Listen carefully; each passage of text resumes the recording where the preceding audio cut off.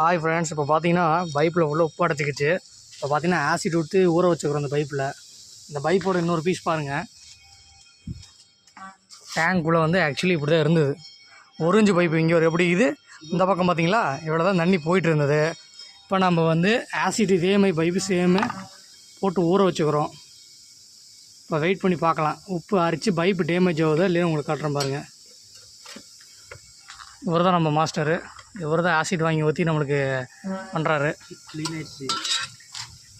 பாருங்கள், ஒரு 2 நிமிஷம் ஆகுது போட்டு. நாங்கள் வேறு ஆசிட் மட்டும் தான் ஊற்றிக்கிறோம்.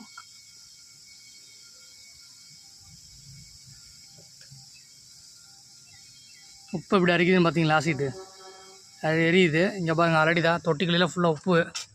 இது ஒரு வீடியோ நான் ஆல்ரெடி முன்னாடி ஒன்று எடுத்துக்கிறேன். அந்த வீடியோ நான் காட்டுறேன். இல்லை ஒட்டுக்கா போட்டு ஆசிட் எல்லாம் ஊற்றிட்டோம்.